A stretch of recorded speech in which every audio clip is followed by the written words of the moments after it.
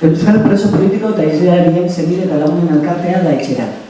Sarritan, medietan eta zenbait politikoen interbentzietan eta preso elkartasun talde isa aurkezten gaituzte. Baina ez gara presoen babeserako talde bat. Naiz eta preso dauden gure senideen beraien eskubideen urraketen inguruan egindako salaketa babesten ditugu. Guzti zilegiak iruditzen zaizkigu salaketa dira hauek bestalde. Puntu hau argitzea beharrezkoa iruditzen zitzaigun, eginezean zaila izango baita gure lana ulertzea. Berezko problematika duen senideen elkarte bat gara. Ideologi eta sensibilidade ezberdinez osatua eta arazo amankoman bat dugula. Hau da, sufrimendua eragin eta gure eskubideak urratzen dituen salbuespeneko espetxe politika batek lotzen gaitu. Giza eskubideen arloan garatzen dugun gure lana salbuespen politika horren ondorioz sortzen diren senideon eta preso dauden eskubide horreketak salatzen ditugulari. Asistentzia teknikoa eta laguntza psikosoziala ematen dugu dispertsioa pairatzen sortzen duen eragina eta igadura alden inean aritzeko. Sufrimenduaren aitortza ere lantzen dugu.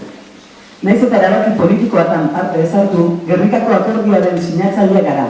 Bere momentuan ezin genuelako ulertu bake prozesu batek eskatzen duen konpromiso eta implikazioetik gelditzea.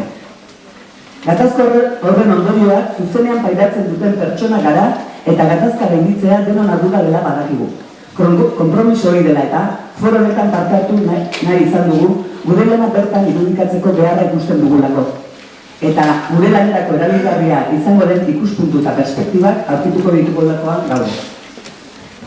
Gatazka eragin zuzena izan du guregan, preso eta iheslarien senide bezala eragin gaitu. Lotura emozionala duten senide bat egoera horietan ikusteak sortzen duen ezinegon eta sufrimenduak erasate gaitu. Baina eragina du gure lan ere salbuespeneko neurri horien artean guri berezikei zuzendua dagoen neurri bat aurkitzen dugulako, urrunketarena.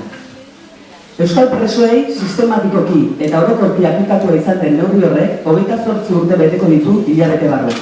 Eta bere eragina izugarria izan da ehundaka familientzat. Hau da, milaka senide eta lagunentzat. Igadura fisiko, psikiko eta ekonomiko larria, 16 senide errepidetan hil dira eta espetxetako joan etorrietan izaniko lagun bat istripuetan zauritu eta kaltetutako senide eta lagunak ugari izan dira.